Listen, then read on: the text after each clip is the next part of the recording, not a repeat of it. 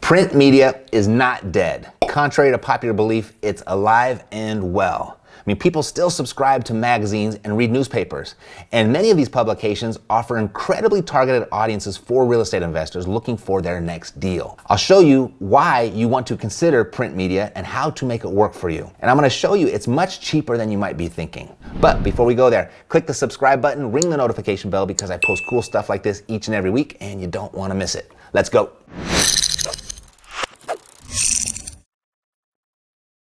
Hi, I'm Matt Theriault, CEO of Epic Real Estate, where we show people how to invest in real estate with an emphasis on retiring early. Now, don't let anybody tell you that print advertising is dead.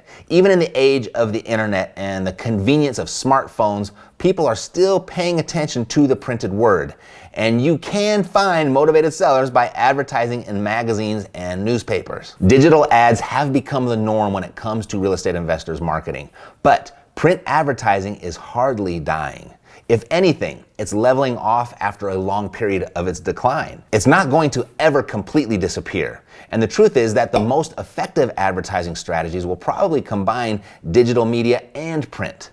That can make for an inexpensive and surprisingly effective way to advertise for motivated sellers. Specifically, we're talking about magazines and newspapers, and to some extent, direct mail. First, magazine ads. People still read them. In fact, most people who read online also read magazines in print, and those could end up generating some of your best leads.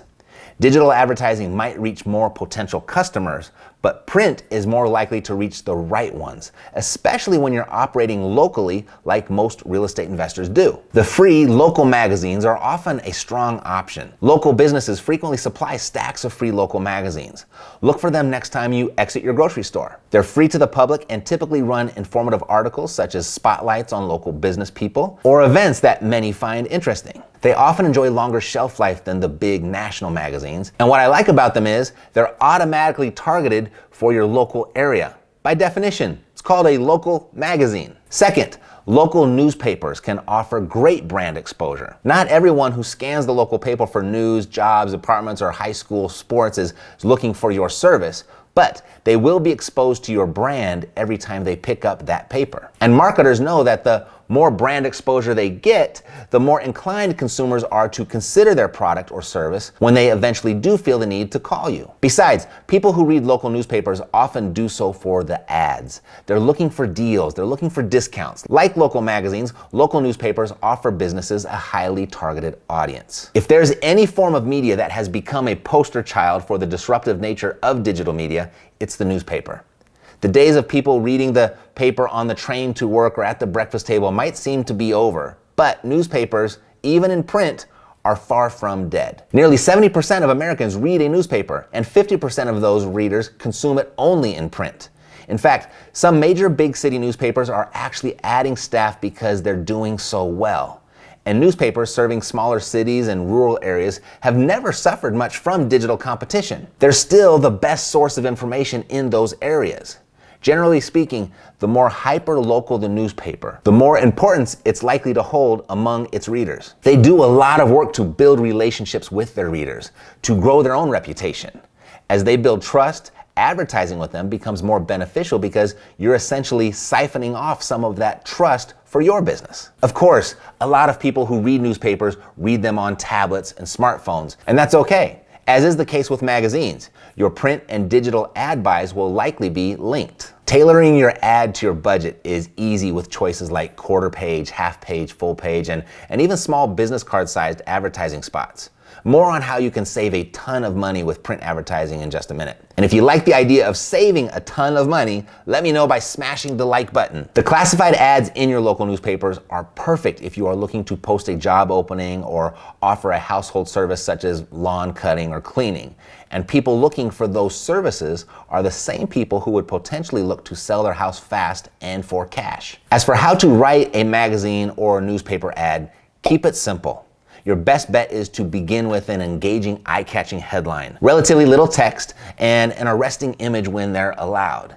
Use the principle of simplicity to your advantage. Remember that the average reader's attention span these days is about 140 characters, the former maximum length of a tweet. If you're using more text than that, Not counting your company info and contact information, you've probably written too much. All you need is a mention of your service, what it does for your ideal customer, and a call to action. And I'll give you examples of the 3 parts that you need. First, an engaging headline like, say, fast, fair offer for your Las Vegas house. Or if you need to sell your house fast, read this.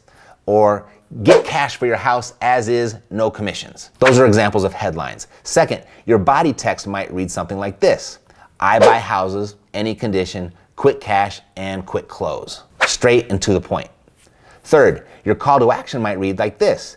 To hear how much you can get for your property and how the process works in as fast as 2 weeks, call or text Matt at 702-553-3333. And if your ad permits an image, maybe something eye-grabbing like this or this. It doesn't necessarily have to be related to your service as long as it gets the reader's attention.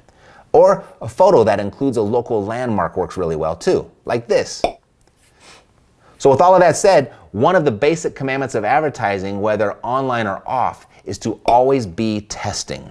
Track the effectiveness of your ads by using different tracking phone numbers in each ad or vanity URLs for your different landing pages if you're driving people to a website. If you are not tracking the response and measuring the results, you won't know if your ads are actually working, or you won't know which ones are working best so that you can double down on those. Regarding the cost, it's not nearly as expensive as you may think. And here are 5 ways to cut your print advertising costs even more.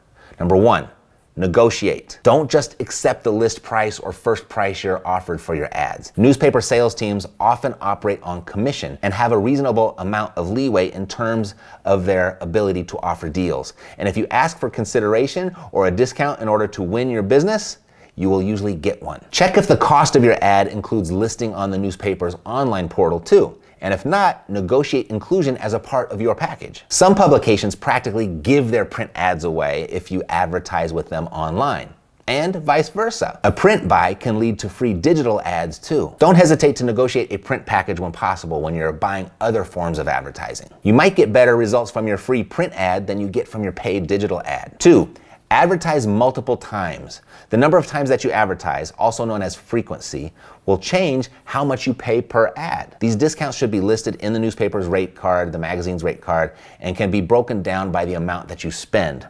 And still ask, is that the best you can do? In addition to getting better rates with more frequency, those reading the newspaper are not necessarily in the market for your exact service at the time your ad is running. So consistency, like with any other advertising, is key. Number 3, buy leftover space. Sometimes newspapers offer a remnant space rate that can be discounted up to 80% off the list price. Consider asking your media buyer or advertising sales rep to put you on a remnant list. If you're flexible with your ad dates, you're gonna save a fortune this way. And to do that, you've gotta have your creative ready in a variety of ad sizes so you can pull the trigger quickly for these deals. 4, ask about special publications. Contact your local newspaper and ask if it has any upcoming special event inserts that may be in alignment with housing or gardening or home repair. Anything having to do with a house or property, directly or indirectly. The cost for printing in one of these special inserts or handouts is usually much less expensive than running an ad in the regular newspaper since fewer people will see it. However, the people who do see it will be your target market. 5, pitch articles instead of paying for ads. You know, magazines and newspapers are always looking for good content. Articles that give value to the reader can trump a paid ad by establishing credibility and authority as an expert in your given industry or field. You could pitch an article that you've written, or with a little legwork, you could identify and approach the best writer at any given publication with an article idea that is newsworthy to their readers, and then offer to contribute your expertise, positioning you as a thought leader. Let me know in the comments below what you found most valuable, and please share this with someone you know who may also find it valuable. Thanks for watching. See you next time.